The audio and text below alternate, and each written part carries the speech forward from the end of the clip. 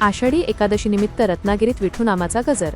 भक्तिमय वातावरणात निघाली भव्य दिंडी. आषाढी एकादशीच्या पावन पर्वावर संपूर्ण महाराष्ट्रात विठ्ठलमय वातावरण निर्माण झाले असून रत्नागिरी शहरातही आज मोठा भक्तीचा आणि उत्साहाचा सोहळा पाहायला मिळाला. आषाढी एकादशीचे औचित्य साधून रत्नागिरी शहरात अत्यंत भव्य आणि शिस्तबद्ध दिंडीचे आयोजन करण्यात आले होते. ज्ञानोबा माऊली तुकाराम आणि विठ्ठल रुक्मिणीच्या जयघोषाने रत्नागिरीतील रस्ते दुमदुमून गेले. सकाळी मारुती मंदिर येथून या दिंडीला भक्तिमय वातावरणात प्रारंभ झाला. हातात भगवे झेंडे, तुळशीची तुळशी वृंदावने आणि टाळ मृदंगाच्या तालावर तल्लीन होऊन रत्नागिरीकर या दिंडीत मोठ्या संख्येने सहभागी झाले होते. मारुती मंदिर ते विठ्ठल मंदिर असा या दिंडीचा प्रवास ठरलेला असून संपूर्ण मार्गावर नागरिकांनी दिंडीतील वारकऱ्यांचे आणि विठुरायाच्या पालखीचे दर्शन घेण्यासाठी दुतर्फा गर्दी केली होती.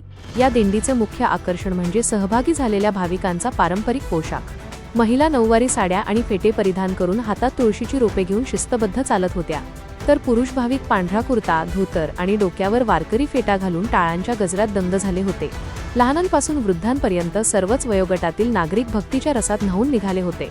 आषाढी वारीला पंढरपूरकडे जाणाऱ्या दिंड्यांची जशी परंपरा आहे तशी स्थानिक पातळीवर पायी दिंडी काढून विठुरायाची सेवा करण्याची ही जुनी परंपरा रत्नागिरीकरांनी यंदाही अत्यंत निष्ठेने कायम ठेवली आहे.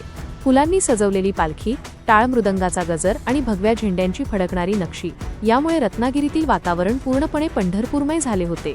विठ्ठल मंदिरात दिंडीचे आगमन झाल्यानंतर महापूजा, आरती आणि प्रसादाचे वाटप करून या सोहळ्याची सांगता होणार आहे.